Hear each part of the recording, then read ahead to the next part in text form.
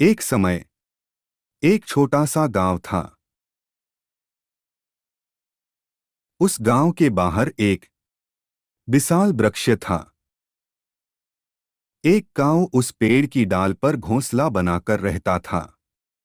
एक खरगोश पेड़ के नीचे बिल बनाकर रहता था। खरगोश और काऊ अच्छे मित्र बन गए थे। गांव का नजदीक एक बड़ा घन जंगल था। वही घन जंगल में अनेक सारा लोमड़ी रहा करती थी। एक लोमड़ी भी उसका साथ रहती थी।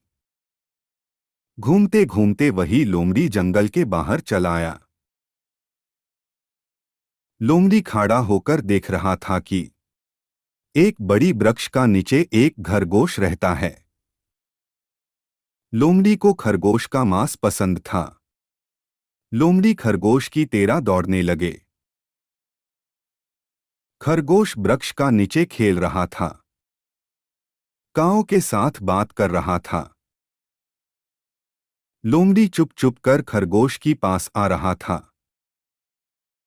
लोमड़ी को आते देखकर कोए ने खरगोश को चेतावनी दी।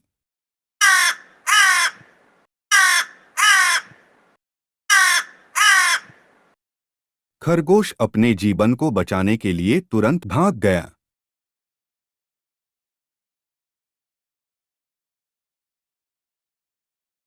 खरगोश नजदीक में थी एक खेत में छुप गया।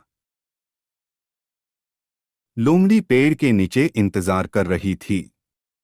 उसने अपने आप से कहा कि खरगोश रोज भोजन के लिए मैदान में जाता है। वह बिल के अंदर अधिक देर तक नहीं रह सकता। जब उसे भूख लगेगा तो वह निश्चित बाहर आएगा। मैं यहाँ इंतजार करूंगी। जब वह बाहर आएगा मैं उसे पकड़कर खा लूंगी। कौआ भी लोमड़ी को देख रहा था। कोए ने अनुभव किया कि लोमड़ी निश्चित ही इंतजार कर रही होंगी और उसके मन में कुछ दुष्टतापूर्ण विचार आ रहा होंगे।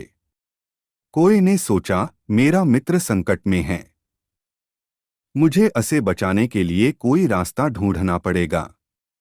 अचानक कोए के मन में कुछ विचार आए, इसलिए वो जोर से चिल्लाने लगे।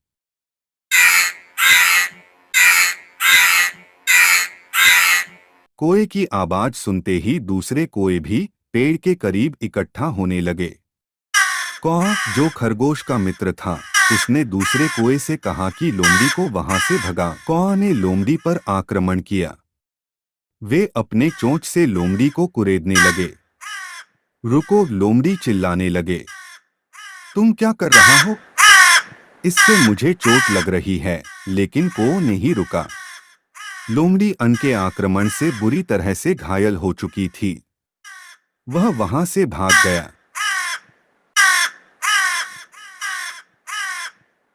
धीरे से खरगोश अपने बिल से बाहर आया। उसने अपने जीवन को बचाने के लिए कोए को बहुत बहुत धन्यवाद दिया। खरगोश और कौआ अच्छे मित्र के रूप में एक साथ रहने लगे।